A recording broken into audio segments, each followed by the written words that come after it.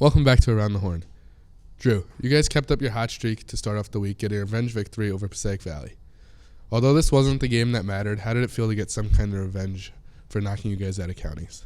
Yeah, it definitely feels good. Finally going on a 3-game winning streak. We haven't experienced that since we won our county championship back in 2021. So to stay hot like this after sweeping Valley, it means a lot. And then it feels good to get revenge against PV after knocking us out of the tournament.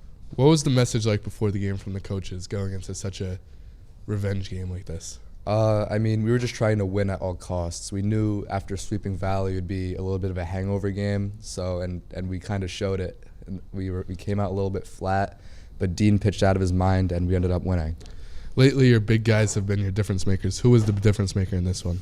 I'd say Dean was very good on the mound. He kept it close for most of the game, and then CJ took off hitting the ball, and then we ended up walking it off with AJ late in the game. What was the feeling in the locker room after the game, knowing that you got the revenge that you wanted? Yeah, it felt good, but we have to focus on Lakeland. We had to focus on Lakeland, then we have to play them again. So still a long week ahead of us, and we were just hoping to win the week. What was your biggest takeaway from this game? When our pitching and defense plays well, the sky is really the limit. And we only scored 5 runs, but it was enough because of how good we were defensively. Don't go anywhere. When we return, we will see how the team finished out the week. Welcome back to Around the Horn.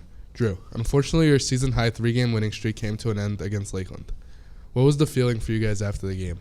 It was a rough loss. We gave them a couple freebies, a little too many walks, some errors.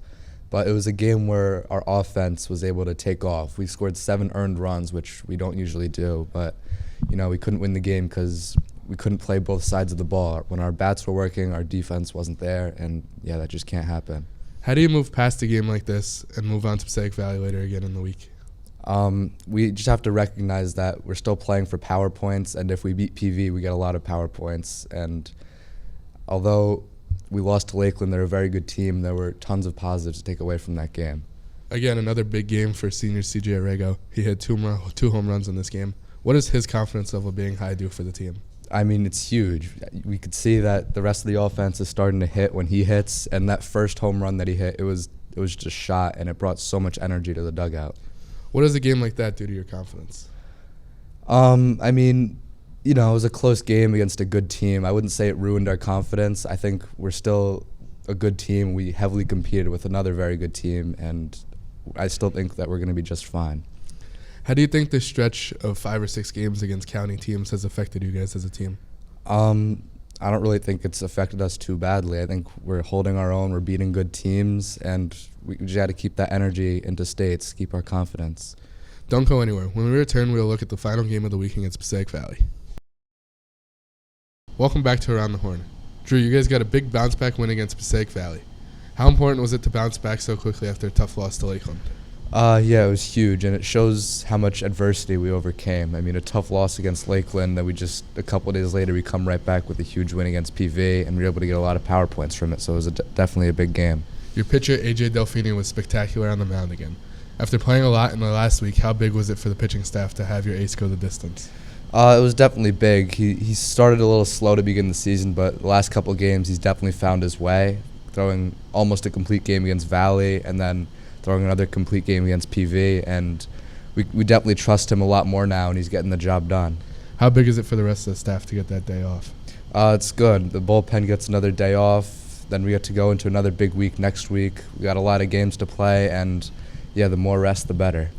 CJ Arrigo continued his hot streak, driving in 4 more runs. What does his success mean for the team? It's crucial. When we're able to score a lot of runs, the sky's the limit for us, and I've been saying this all season. We're a defensive team, but when we get players to produce for the offense, we're going to be very successful. Even though you guys lost to PV and counties, how good does it feel to sweep them less than a week later? It feels good to get revenge, but we lost the big one, but I like how we were able to bounce back. We didn't dwell on it. Going into the last week, what is the vibe and message around this team?